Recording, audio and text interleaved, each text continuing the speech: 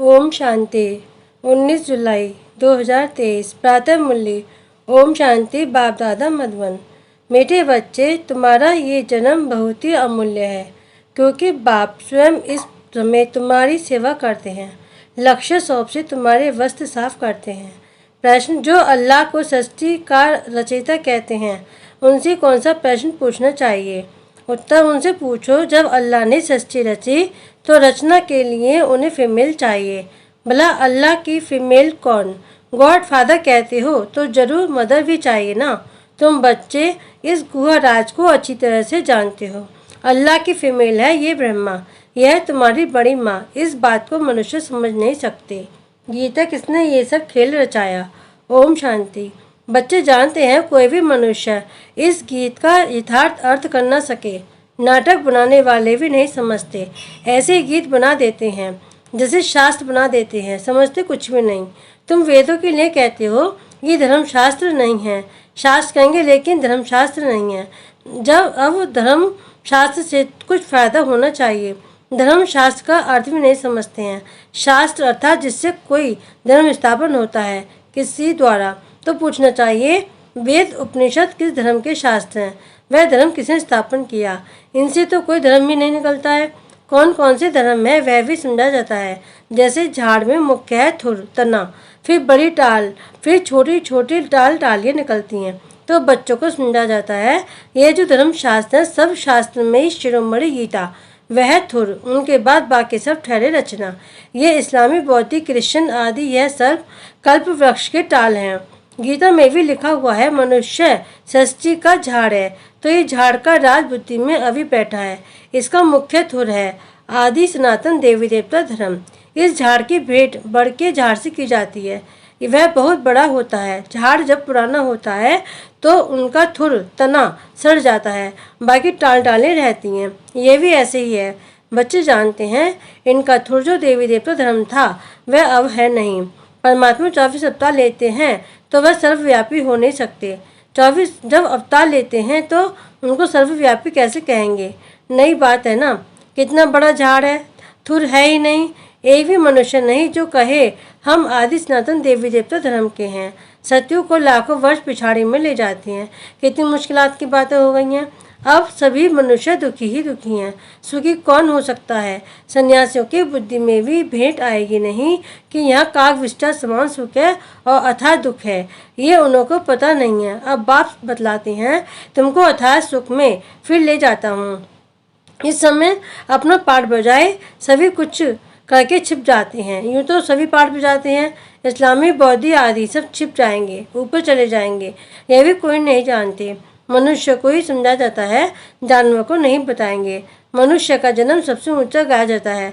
वह कौन सा? कहते भी हैं कि मनुष्य की तो चमड़ी भी काम में नहीं आती, फिर कहते हैं मनुष्य का जन्म उत्तम है। वास्तव में तुम्हारा ये जन्म उत्तम है जो बाप बैठ तुम्हारी सेवा करते हैं। दुनिया के मनुष्यों का ये जीवन बहुत कनिष्ठ है। तुम जानते हो हम भी पहले छींची मूत पलीती मनुष्य थे।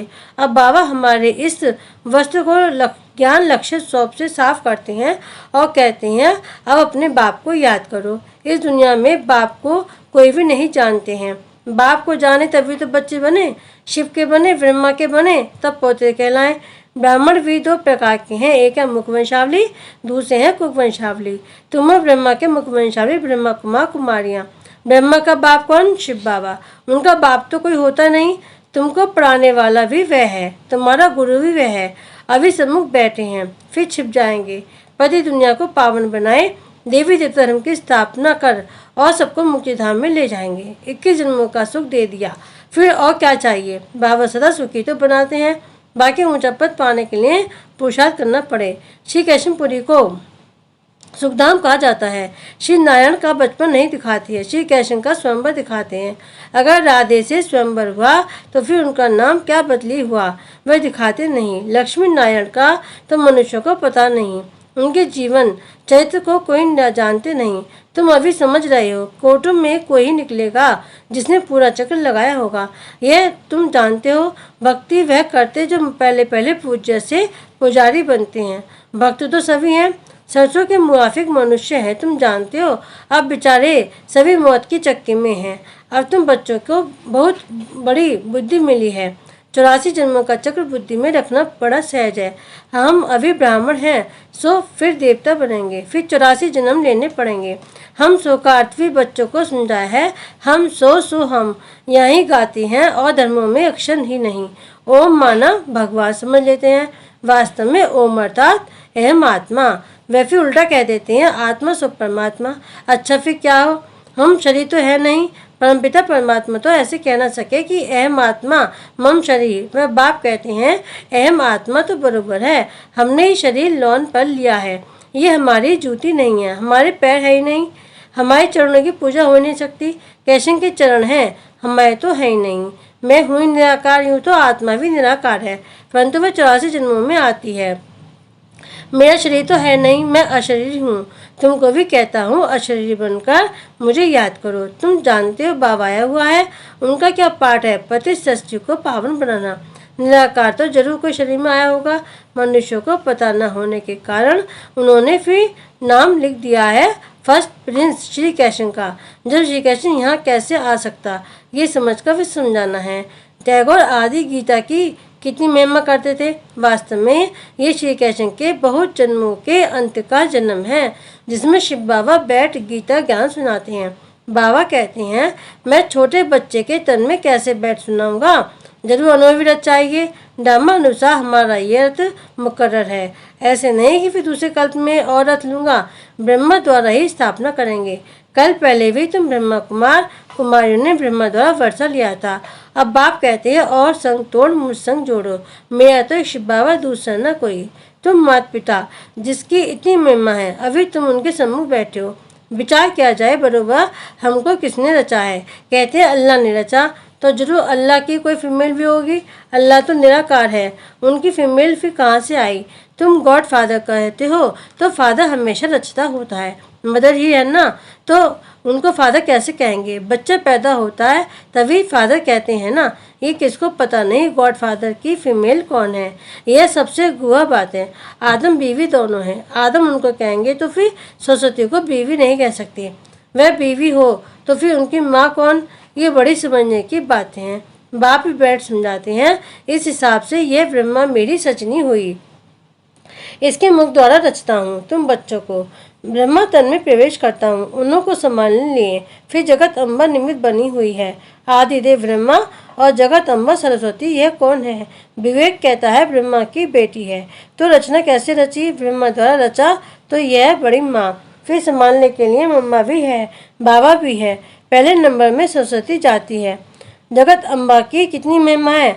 अब तुम समझ गए हो, हम सो ब्राह्मण बने हैं, हम ईश्वर की गोद में आए हैं। इसमें भी दो प्रकार के हैं, सगे और लगे। एक ही माता के बच्चे, फिर सगे और लगे का तो सवाल ही नहीं उठता। यह भला सगे और लगे क्यों कहा जाता है। कहते हैं जो सगे बनते हैं वो प्रतिज्ञा करते हैं हम पवित्र वर्षा लेंगे, तो ऐसे पवित्र ही गद्दी नशीन बारिश बनते हैं। लगे फिर प्रजा में चले जाते हैं। सगे भी बहुत बनेंगे, फिर उनमें भी नंबरवार होंगे। जितना जो पुरुषार्थ करेंगे वह माँ बाप के तख्त पर बैठेंगे। मम्मा बाबा तख्त पर बैठते हैं तो हमको भी तख्त मिलना चाहिए, परंतु बनेंगे नंबरवार। तो यह योग की यात्रा, बाबा को याद करना है, सुदर्शन चक्र फिराना है, आप समान बनाना है, मेहनत करनी पड़ती है आप समान बनाने में। बच्चियाँ परिचय देकर बाप के पास रिफ्रेश होने लिए आती हैं। बाबा देखते हैं कौन कौन बाप से पूरा वर्षा लेंगे और सब तरफ से ममत मिठाई एक तरफ लगाएंगे। जानते हैं बाबा हमको विश्व का मालिक बनाने वाला है। बाप कहते हैं हम तुमको स्वर्ग का मालिक बनाएंगे, फिर चाहे सूर्यवंशी चाहे चंद्रवंशी बनो। तो बाप अपने आप सब कुछ कर रहे हैं, फिर छिप जाएंगे। घड़ी घड़ी अवतार तो लेते नहीं हैं, उनको अपना शरीर ही नहीं है, वह एक ही बार आते हैं। तुम तो घड़ी घड़ी एक चोला छोड़कर दूसरा लेते रहते हो। मैं पुनर्जन्म में आता नहीं हूँ, कितना अच्छी थी समझाते हैं। आगे बातें बुद्धि में नहीं थी, अनायास घर बैठे रास्ते जाते बाबा ने प्रवेश कर लिया, फिर मालूम पड़ा। अब दिन प्रतिदिन सब बातें बुद्धि में बैठती जाती हैं। कहते हैं ना हम 7 दिन का बच्चा हूँ, 2 मास का बच्चा हूँ, ये ज्ञान तो सेकंड में भी मिल सकता है। कितने बच्चे हैं और कोई सत्संग नहीं होगा जहाँ इतने बच्चे हों। प्रजापिता ब्रह्मा और जगदम्बा भी बाप के बेटे बेटी हैं। ना कि मेल फीमेल। मेल फीमेल इतने बच्चे कैसे पैदा करेंगे? कुक वंशावली की तो बात ही नहीं। जिन्होंने कल पहले माता पिता का बनकर वर्षा पाया है वही आते रहते हैं, कलम लगती रहती है। बगीचा है ना, अभी देवी देवता धर्म के फूल तो है नहीं, बाकी सब जैसे कांटे हैं, चुभते हैं। ये कांटों की दुनिया है। बापा का कांटों से कली से फूल बनाते हैं। श्रीमत पर नहीं चलते हैं तो फिर गिर पड़ते हैं। बाबा समझ जाते हैं ये विकारों में गिर पड़ा। अभी तुम पति से पावन बन रहे हो। बापू गांधी भी पतित पावन को याद करते थे, चाहते थे वर्ल्ड ऑलमाइटी अथॉरिटी का राज्य हो। सो तो बाप ही स्थापन करेंगे। तुम जानते हो अब हमको इस कंसपुरी से कैशमपुरी में जाना है। भारत में सतयुग था, लक्ष्मी नारायण का राज्य था। 5000 वर्ष की बात है। 5000 वर्ष से पुरानी चीज कोई होती नहीं। लाखों वर्ष की तो कोई चीज रह न सके।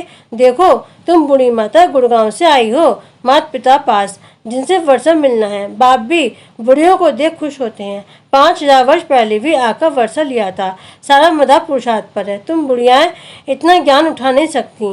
ये दादा बूढ़ा तो बहुत अच्छा पढ़ता है, तुम समझती हो जवान सरस्वती माँ अच्छा पढ़ाती है। अरे यह तो ब्रह्मपुत्र नदी है, ये तो जरूर जास्ती पढ़ते होंगे ना। ये बूढ़ा सबसे तीखा है।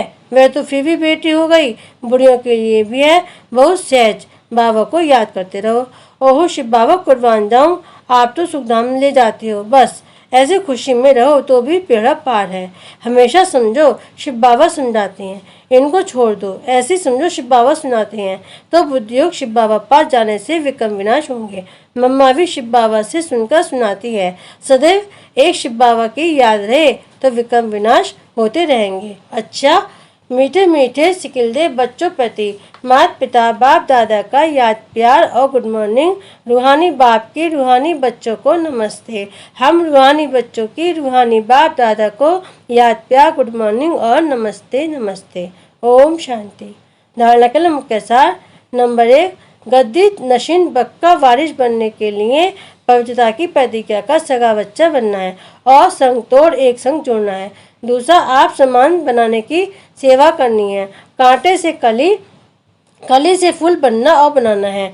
नए झाड़ की कलम लगानी है। वरदान, कर्मों की गुहा गति के ज्ञाता बन। धर्मराजपुरी की सजाओं से बचने वाले विक्रमाजीत भव। सजाओं के अनुभव को ही धर्मराजपुरी कहते हैं, बाकी धर्मराजपुरी कोई अलग स्थापना नहीं है। लास्ट में अपने किए हुए पाप जमदूत के डरावने रूप में सामने आते हैं। उस समय पश्चाताप और वैराग्य की घड़ी होती है। छोटे छोटे पाप भी भूत की तरह लगते हैं। पश्चाताप की त्राई होती है। इसलिए उन सजाओं की फीलिंग से बचने के लिए कर्मों की गुहा गति के ज्ञाता बन। सदा श्रेष्ठ कर्म करो और विक्रमाजीत बनो। स्लोगन, जो तन मन धन से बाप पर पूरा बलिहार जाते हैं वही गले का हार बनते हैं। ओम शांति।